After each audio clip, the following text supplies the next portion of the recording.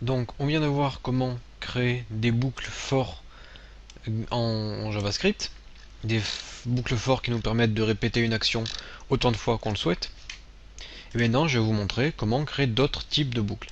Pour cela je vais dupliquer mon tuto 5, je le renomme en tuto 6, et je vais commencer à faire un peu de ménage ici, donc je supprime tout ça, et j'importe mon fichier tuto 6. Alors, je renomme ma page, tuto 6, je supprime mes scripts, et c'est bon, on va pouvoir démarrer. Donc, pareil, je vais dire, par exemple, x égale à 18. Je vais faire une boucle while. La boucle while signifie tant que. Donc on va faire quelque chose tant que, tant que c'est nous qui définissons le, ce qui va provoquer l'arrêt de notre boucle. Donc la boucle while s'appelle comme ceci, while. Donc tant que quoi? On va dire tant que x est plus grand que 0. Donc tant que x est positif, on va afficher par exemple document.write x est positif. Donc là je vais faire une erreur devant vous. Je vais venir ouvrir mon fichier tuto 6. Et ça va un peu bugger, comme vous pouvez le voir. La page ne se chargera pas. Pourquoi? Normalement, vous devriez avoir compris. X est positif, et je dis tant que X est positif, affiche-moi ça. Donc ça va l'afficher à l'infini. Du coup, comme une page web ne peut pas afficher quelque chose à l'infini, ça va bugger. C'est ce qu'on appelle une boucle infinie, et c'est ce qui fait planter beaucoup de programmes. Donc, qu'est-ce qu'on a oublié de faire? On a oublié de modifier la valeur de x. Je peux dire x égale à x. Et là, on va retirer une valeur, moins 1 par exemple. Même moins 2 pour que ça aille un petit peu plus vite. Du coup, lorsque je vais venir mettre mon tuto 6 ici, j'ai x est positif, x est positif, x est positif, etc. etc.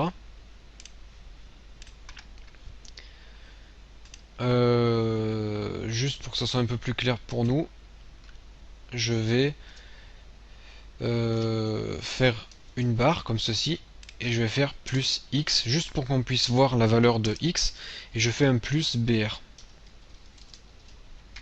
pour aller à la ligne. Au moins, ça va nous permettre de voir la valeur de x à chaque fois. 18, 16, 14, 12, 10, 8, 6, 4, 2. Donc on voit que x est toujours positif, et ici il arrive à 0, donc notre boucle se termine. Donc voilà comment faire une boucle while. Ensuite, il existe d'autres types de boucles. Il existe la boucle do while. Donc je fais y égale à 10, et je fais do.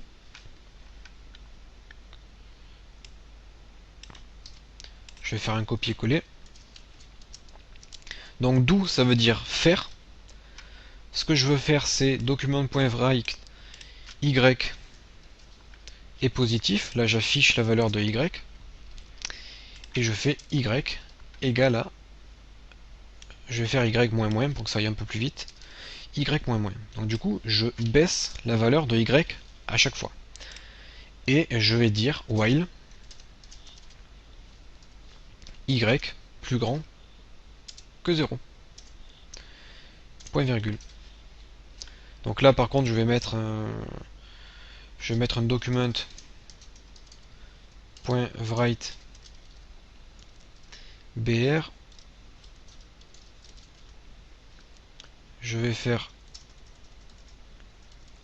quelques guillemets, quelques petits tirets, juste histoire d'avoir un séparateur. Et là, j'actualise ma page. Pourquoi j'ai ça? Parce que j'ai déjà un BR ici. Voilà. Donc là j'ai y est positif 10, 9, 8, 7, 6, 7, 4, 3, 2, 1. Donc quelle est la différence entre la boucle while et la boucle do while, me direz-vous? La boucle do while s'exécute au moins une fois, puisqu'on dit de faire ça tant que, c'est-à-dire qu'on donne une instruction à réaliser, et on dit de la réaliser tant que quelque chose. Mais la vérification se fait à la fin. Ça veut dire que si y est égal à 0 au début,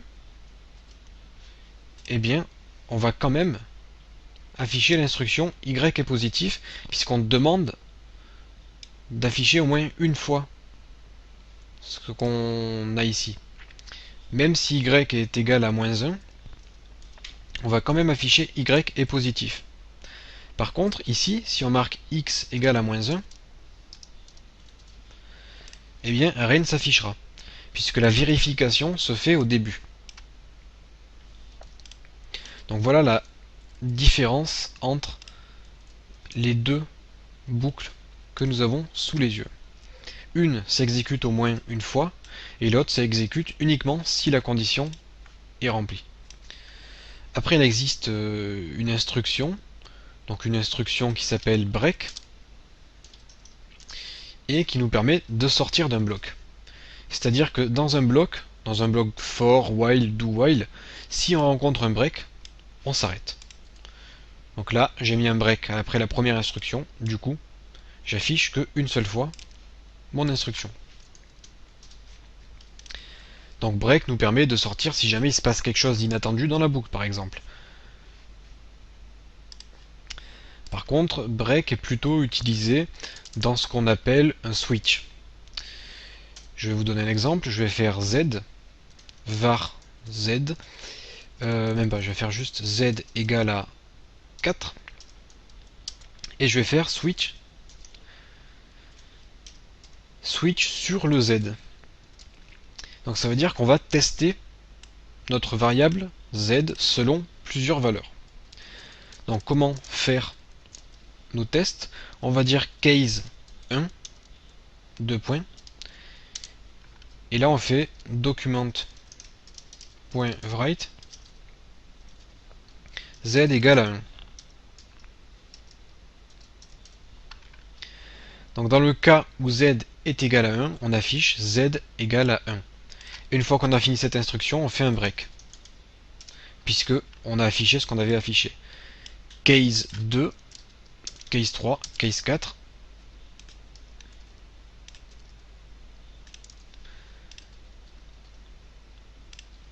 Donc si z est égal à 2, on affiche z égale à 2. Si z égale à 3, 3. Si z égale à 4, 4. Et on break, c'est-à-dire qu'on sort du bloc, on n'exécute pas ce qu'il y a après, si jamais on a trouvé la bonne valeur. Et enfin, une fois qu'on a fait tout ça, qu'on a testé tous les cas qu'on voulait tester, on doit mettre default, qui est le cas par défaut. Donc c'est le cas qui sera exécuté au cas où on n'a pas trouvé de valeur correspondante. Et on peut par exemple écrire document.write, je n'ai pas trouvé votre valeur. Donc là, j'actualise ma page, ça marche pas. Donc comme d'habitude, c'est qu'il y a une erreur ici. Je pense que c'est ça. Oui, c'est ça. Je vais quand même aller à la ligne ici. Bon, c'est pas bien grave. Donc on voit que z est égal à 4. Puisqu'on est dans le cas où z est égal à 4. Si jamais je mets ça en commentaire, eh bien je teste pas le cas où z est égal à 4. Du coup, j'obtiens je n'ai pas trouvé votre valeur, puisque on ne teste pas le cas qui correspond à notre propre cas. Donc juste ici, je vais faire un document.write break, juste pour faire un peu d'espace. Petite erreur. Tac, voilà. Donc voilà encore un nouvel intérêt du JavaScript.